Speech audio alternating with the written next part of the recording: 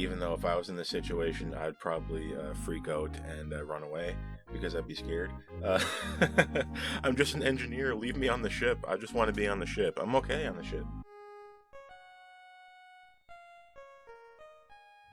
Welcome, everyone, to the very first artificial flat world.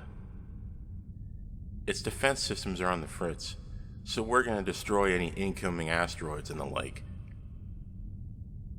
Like that one right there, holy crap! Shoot it!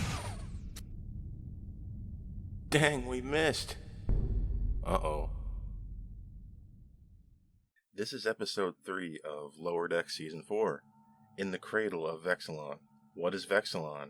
Why are we in its cradle? Are we a baby? Are we being looked after? Is this a slight jab at the people who are in the cradle of Vexilon? They haven't yet left the cradle? I'll leave that up to you. This is an episode that is light on laughs, medium on plot, but good on theme, good on messaging, you know? And I think very cool on visuals. It's like they made an episode for me, except they didn't really hammer it home on the musical front. Is this episode anything really to write home about? I have a feeling most people are going to think this episode is just kind of eh. But I really liked it, and I enjoyed it on repeat viewings. And I hope as you go along with me on this review, you'll see why, and maybe you'll be able to enjoy it more on repeat viewings as I did. Let's see what's going on in the cradle of Vexilon. We're going to a planet called Corozonia. Planet. It's a giant ring world. Taking advantage of the medium, right? This is an animated show. These things might be hard to get across in live action. We have to show characters walking around with a horizon that's just, a ring that goes off into the distance. For those who don't know or don't understand, a ring world is kind of like a Dyson sphere, except it's just one long track, and we can stay on the inside, kind of like we're in our own orbit around this star. We mentioned that this star system / ring world, what have you, is bespoke and constructed by a long extinct race of people, an ancient civilization. We're finding an ancient ring world. We're finding an ancient computer, and we got to fix this computer. You see, it's on the fritz. We've seen this before, right? Our whole world is controlled by a computer. Usually this is bad, but this is inverting that trend. They love this computer. They love Vexilon. They're in Vexilon's cradle. So we're actually going to go down there and update Vexilon. You've never had computer problems before, right? You've never had it. Things always update just perfectly, right? You never get stuck in a weird dead zone between firmwares that makes it so you can't start and also can't shut down, right? That's never happened. And you've never had an update freeze at 99%, right? Well, certainly nothing's going to go wrong here, especially when it's ancient. A long trend in Star Trek is that no matter how old, how arcane, or how magically advanced an alien computer is, we can always figure out how to work it. The universal language of computers, right? Our story takes place in 3 different areas, technically, although you may say 2. We have 2 different plot lines on the surface of this ring world, Corozonia, and 1 back on the ship. It creates a nice, all-encompassing episode, you see. And every single plot line that is taking place in this episode, you'll note, shares a common theme. And if you know me, you know I like that. Mainly, Captain Freeman and Ransom are at the source of the problem. They're interacting with what I assume is the main console for interfacing with Vexilon. They have to figure out how to fix it. I don't think Freeman is a computer engineer. Ransom basically says, we have engineers on the ship who can look at this. Nonsense! And you get to see Freeman roll up her sleeves, and I was just thinking, you're Mariner's mother. I can tell. Did they intentionally write it like this? I love when you can tell familial connections just based on how people act. And I was just thinking, this is freaking Mariner mode. We're just gonna, no worries. This ancient computer that I can't possibly understand. Let's just try to fix it. Roll up my sleeves and let's get down and dirty. I don't think so. Remember what I said about computer problems? This computer, Vexilon, has problems right out of the playbook of real life. Blue screens and all. I mean, I have a laugh in retrospect, but in context, when you're watching it, the episode isn't really that funny. Is that a problem? This is a comedy show, and if it's not really funny, is it hitting the finish line? I'll let you decide that, and you'll find out what my final review score is at the end. Just know that I did like this episode. Problem after problem ensues. Listen, we tried to update it. Oh, perfect. All we have to do is an update. It hasn't had an update in, millions of years. No problem. Boop. It's not that simple. The computer goes on a total reboot, restarting regenesis procedure, flooding primordial ooze and miasma, and they did say regenesis. And if you don't know, this reminds me a lot of the Genesis planet. We're essentially restarting the ring world, restarting this planet, if we can call it a planet. Is a ring world a planet? Is a Dyson sphere a planet? Are artificial structures, can they be called planets? I don't know. But we're starting everything over again in this planet of peaceful artists, artisans, and creative types are experiencing things going wrong. Clouds freeze, solidify, and fall from the air, and things turn wintry and snowy and beautiful, and I really liked it. And for me, this would have been a little vacation from the monotony of constant sun, but I'm not a Corazonian, so maybe I just can't relate. But I do like inclement weather. Call it a morbid curiosity.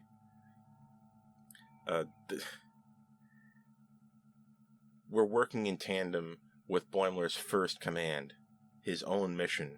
He's the boss here. He's Boss Boimler, and he's controlling Talin, a Zinti. Interesting that we brought him to the ring world, and a few other characters that I don't think are named, but belong to a few different races. I think human, and then another one I can't readily identify.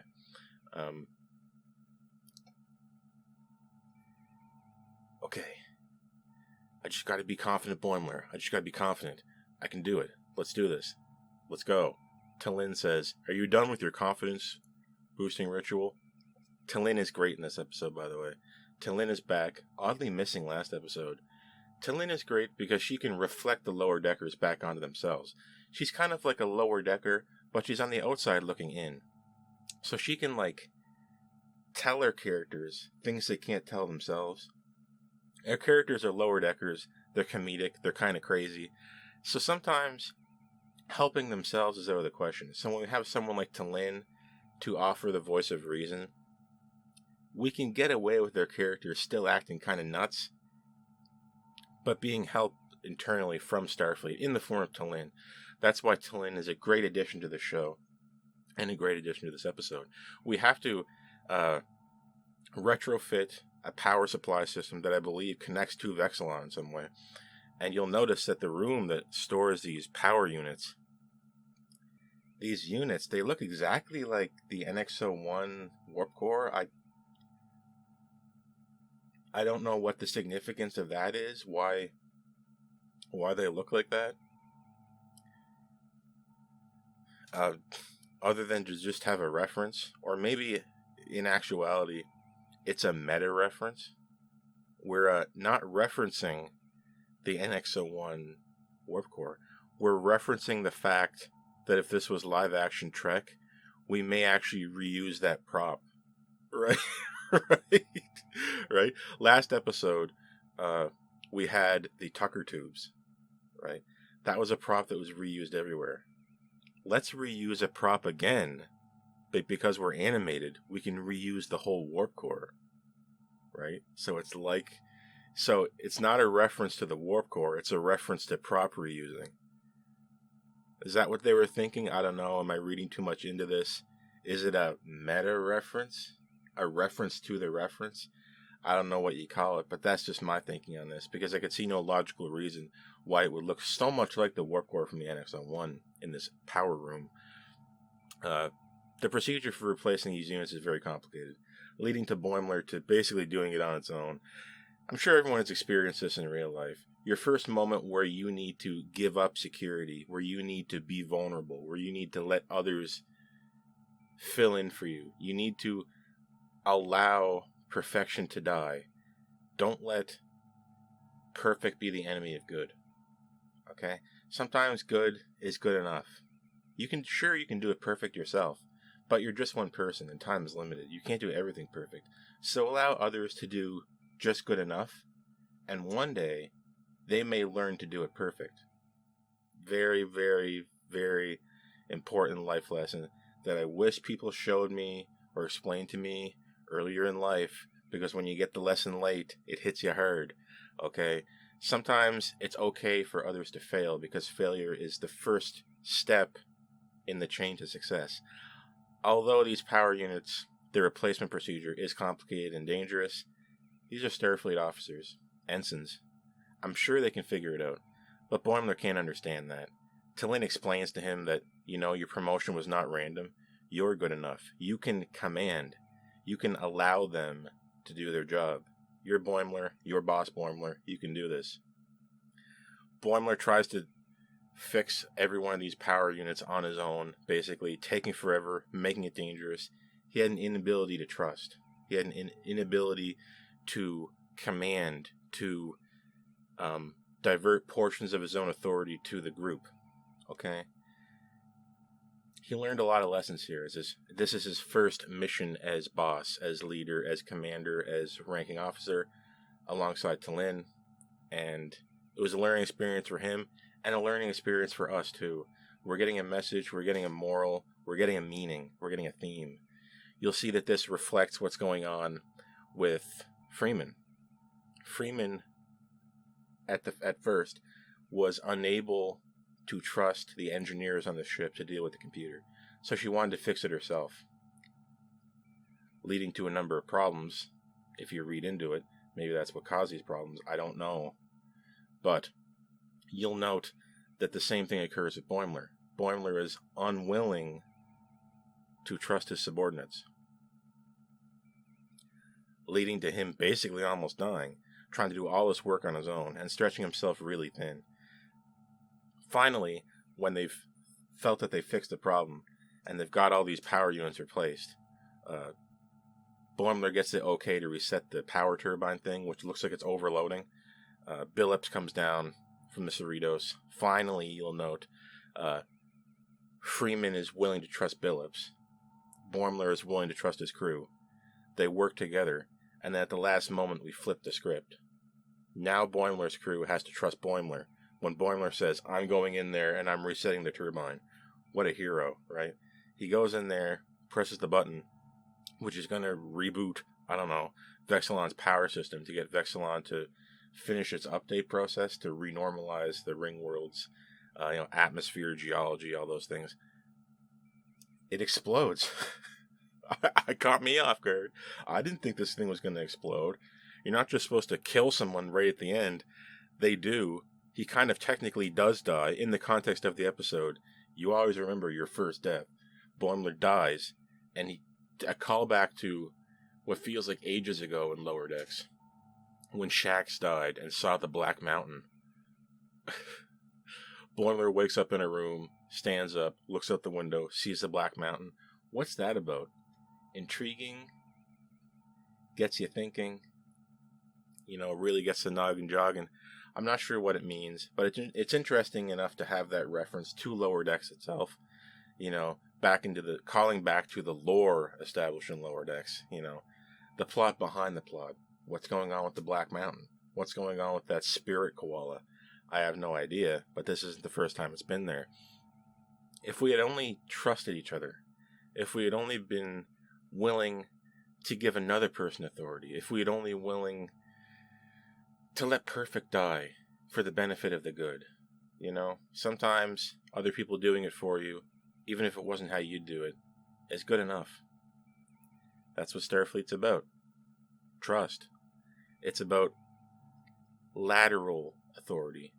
It's about self-policing on a flat level between each other. If we had only known that before we went into this, maybe we wouldn't have had this problem with Vexilon.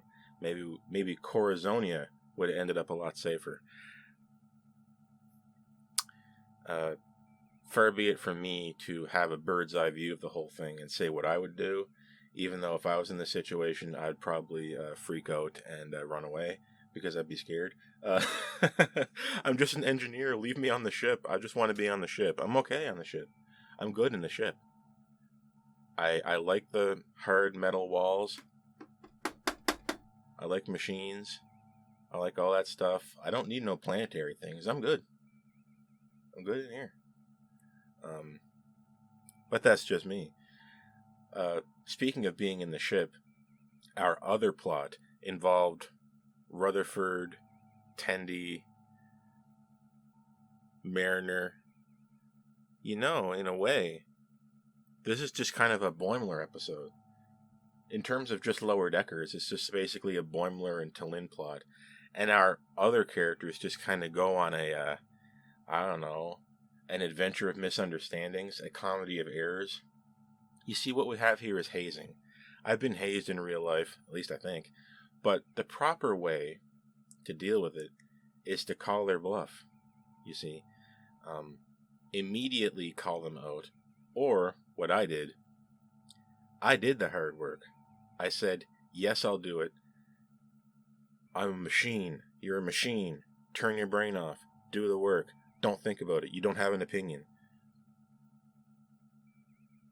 Shut off the faculties of your brain that induce boredom. I did the work. No one else would do it. I did it. I said it was easy. And I said, tomorrow, give me something harder. That's how you call the bluff. You get these people talking about you. Can you believe this guy? He did the hazing thing and it didn't bother him. I've done this. That would be the proper way to deal with this. Our characters in Rutherford, Tendi, and Mariner need to go through and scan individually every single isolinear chip. Boop. Boop. Boop. One of them has a tiny variance, which could cause a catastrophic problem. We're essentially inside the Cerritos' computer. Periodically, it fills up with nitrogen, which is why you have these helpful masks to protect you from the nitrogen cooling system. Some of them are very hot and require tongs to take out. Check every single one. My mind kind of goes back to that moment where the isolinear chips in engineering in TNG. Remember where we were just kind of like plucking them all out? I think it was like season 1 or something like that. Everyone was going crazy and people were just playing with the isolinear chips. Remember that? Was that like the second episode of TNG? It was really early. I can't remember, but it was really silly, which is good. But we don't want to be silly with these isolinear chips. We don't want to cause a problem. But the jig is up. We know we're being hazed. But we have the stupid response. We don't call their bluff, and we definitely don't do the work and buckle down. Instead, we're going to get him back. We're Lieutenant Junior grades. We get access to the anomaly room. Let me translate for you. That's the reference room. It has the Chula game from those Wadi people, 1, 2, whatever, move along home, Alan Moraine. You know the whole bit if you've seen Deep Space Nine. It has the Betazoid gift box, or as I like to call it, the Nightmare Fuel box, that I believe beamed onto the Enterprise at some point and told Troy that, oh, you're being married, something like that. And it's like a face that delivers a message to you, a humanoid-looking face on a box like this, and then it opens up and gifts come out. Oh, it's horrifying. Amongst other things, a batleth is on display as well. And that probe from the inner light that beams an entire lifetime experiences into your brain. Maybe we should kind of lock that one up. Like, don't just leave it sitting around. It's a little bit dangerous. We're going to get back at Dirk, our immediate commanding officer on the scene, our immediate superior, who gave us the hazing mission to repair or scan all of these isolinear trips. We're going to get back at him. We very, very, very dangerously take anomalies and assemble them together to create a trap in his quarters, so when he goes in, he's forced to take the Betazoid gift box into the Chula game, and he'll be stuck there and have to figure it out on his own. What a prank. What an incredibly dangerous thing to do. These anomalies of, unknown destructive power, if we're honest, it's extremely frightening to put all these references together and create a multi-level deep reference where we put references inside of references. Who knows what kind of insane things could happen? You might just kill Dirk or yourself if you get tricked into going to that room by a hazing ritual, and then you end up trying to fix it like Rutherford did after Dirk delivered a fake story about how when he was a kid, oh boo-hoo, I was stuck in a Chula game for months and I'm still traumatized over it. Oh, I hate that game. Alan Moraine, I hate it. Uh-oh. We've done something very bad here. We've booby-trapped Dirk's room with one of these games somehow, and Rutherford has to go fix it. Mariner has to distract Dirk, but taking him on a flight of fancy with regards to, Tellerite slop jazz, which sounded very amusing to me. Wet music. And Tendi had to single-handedly scan all these isolinear trips just in case it wasn't really hazing. We've all experienced this, right? Something didn't turn out the way we thought, but we have a moment to fix it. So we have to run and fix it before anything notices we did anything wrong or stupid or mean, right? Such is the life of a lower decker. Rutherford has to fix all these problems in Dirk's room. He has to fix the booby trap in time before Dirk gets there. And while Tendi is actually fixing these isolinear chips, Rutherford gets caught in the trap himself. He gets stuck with the Betazoid gift box, and he has to take the Betazoid gift box through the Chula game. And by the end of it, he's basically speed running this game because he knows exactly what to do. 1, 2, 3, 4. Okay, let's go. Okay, let's do it. Open up. He's playing it. He's playing it fast, like he's played this game a million times. Has he? Has Rutherford played this game before? This is not unlike the episode I Excretus, where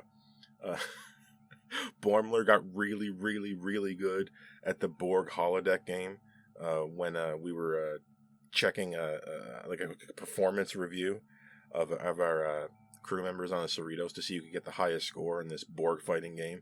And Boimler got so good at the game that he was speedrunning it by the end. Just search for that if you don't know what that means, speedrun. It's contextually appropriate, I believe.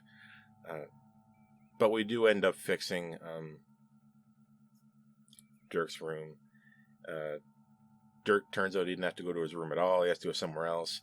Pressure's off. Oof. Thanks Mariner for distracting him. Thanks Tendi for fixing the isolinear chips.